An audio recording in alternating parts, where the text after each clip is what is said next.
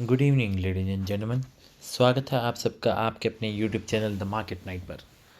आइए मिलकर ये समझने की कोशिश करते हैं कि निफ्टी 50 में क्या हो रहा है और आने वाले समय में निफ्टी 50 में क्या मूवमेंट हो सकती है, इंडियन मार्केट में अभी क्या सिनेरियोज चल रहे हैं और आगे किस तरह की दिशा हो सकती है। तो आज जो मार्केट में हुआ है इसे कहते हैं फ्री फॉल। आज मार्केट में काफ़ी अच्छी गिरावट देखने को मिली है। हमने जैसा डिस्कस किया था, आरबीआई की जो पॉलिसी मीटिंग का आउटकम आया और वहाँ से मार्केट ने एक तरफ़ा ऊपर की ओर का मूवमेंट दिया और जाते जाते एक वापस से एक रिवर्सल सा हमें यहाँ से देखने को मिला। यहाँ मार्केट क्लोज़ हुई थी। यहाँ से गिरने की उम्मीद बहुत कम लोगों को थी और मार्केट ने बिल्कुल वैसा ही किया। लोगों की उम्मीद को तोड़ता हुआ मार्केट नीचे आया। आज ओपनिंग हुई। ओपनिंग होते ही मार्केट ने गिरना शुरू किया। 26,070 के आसपास आकर मार्केट काफ़ी देर तक यहाँ पर रुकी रही और फिर तेज़ी से एक बार फिर नीचे की ओर जाने की कोशिश करी और लास्ट में तो काफ़ी अच्छा एक शार्प फॉल देखने को मिला है। अब ऐसा होता क्यों है? क्योंकि जिस तरह की उम्मीदें आपने लगाई हों, अक्सर मार्केट उन उम्मीदों को तोड़ देती है।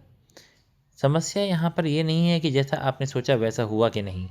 समस्या ये हुई कि अगर आपने सोचा कि मार्केट में अप मूव आ सकता है और डाउन मूव आ गया, तो आपने ट्रेड एग्जीक्यूट कर लिया हो।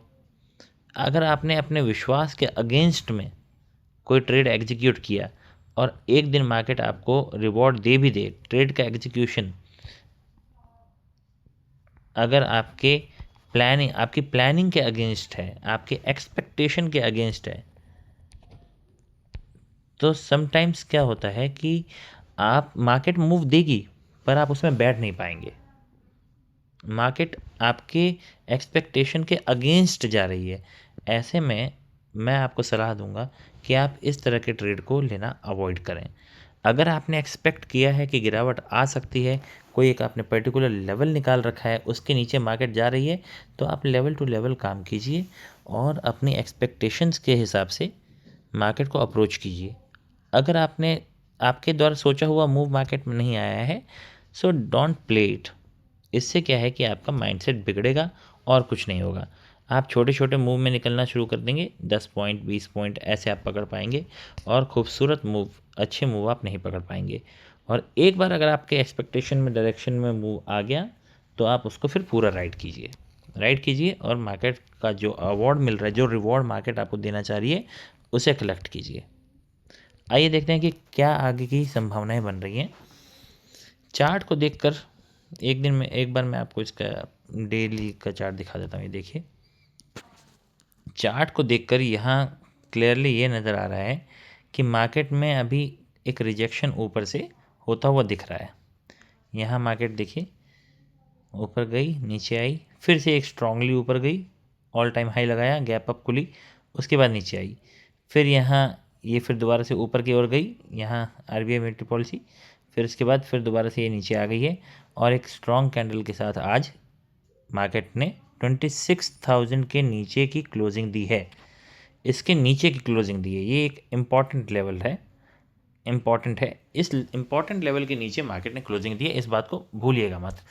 कल है निफ्टी 50 की एक्सपायरी, उसके हिसाब से आइए प्लान कर लेते हैं कि क्या एक्सपेक्ट किया जा सकता है और किस तरह की मूवमेंट मार्केट में हो सकती है।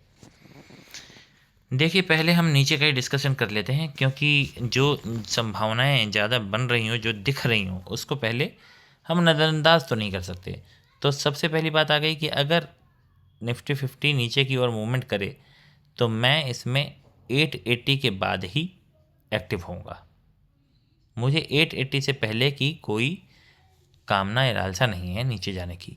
अगर मार्केट 25,880 इसके नीचे जाता है तो ही नीचे की मेरे लिए संभावनाएं ओपन होंगी।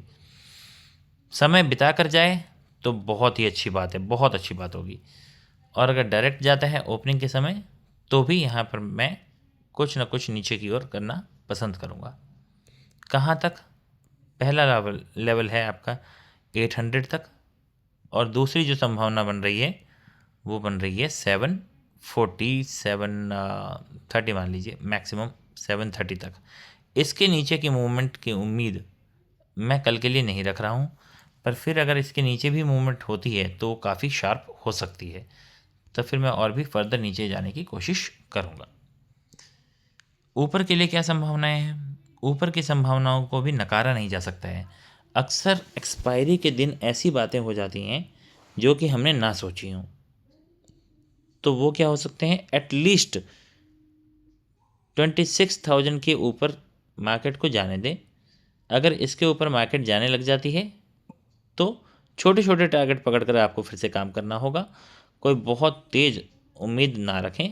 पहला लेवल वही 26,070, और इसके ऊपर आने पर फिर हम एक्सपेक्ट कर सकते हैं 140 तक की एक मूवमेंट को एक्सपेक्ट किया जा सकता है। इस तरह के छोटे छोटे अप्रोच के साथ मार्केट में कल के दिन उतरें। एक्सपायरी वाले दिन जो मैं आपको सलाह देता हूँ, मैं आपको याद दिला दूँ, कल एक्सपायरी है, तो आपको डेफिनेटली अगर पहला एक अच्छा ट्रेड मिल जाता है, एक अच्छा ट्रेड अगर आपको मिल जाता है, तो आप क्या करें, अपने प्रॉफिट को बुक करें। उसके बाद आप ट्रेड या तो ना करें, डू नॉट ट्रेड, और अगर आपको ट्रेड करना ही है तो नेक्स्ट एक्सपायरी में करना है। नेक्स्ट एक्सपायरी में आपको ट्रेड करना है, उसके बाद सेम एक्सपायरी को हाथ भी ना लगाएं। अपनी क्वांटिटी साइजिंग को अपने कंट्रोल में रखें, ओवर एक्साइटेड ना हो। ये मार्केट है, बायर्स के लिए मार्केट वैसे भी नहीं बनी हुई है। ऑप्शन बायर्स को ज़्यादा सतर्क रह के काम करने की ज़रूरत होती है, इसीलिए कम से कम ट्रेड करें। अपने ब्रोकर को अमीर करने के बजाय अपने आप को अमीर करें। चलिए इन्हीं विचारों के साथ आज के लिए समाप्त करते हैं। आशा करता हूँ कि आपको मेरे वीडियोस पसंद आते होंगे। आप अपने दोस्तों के साथ इस चैनल को शेयर करें, वीडियो को लाइक करें, कमेंट करना भी ना भूलें। बहुत बहुत धन्यवाद।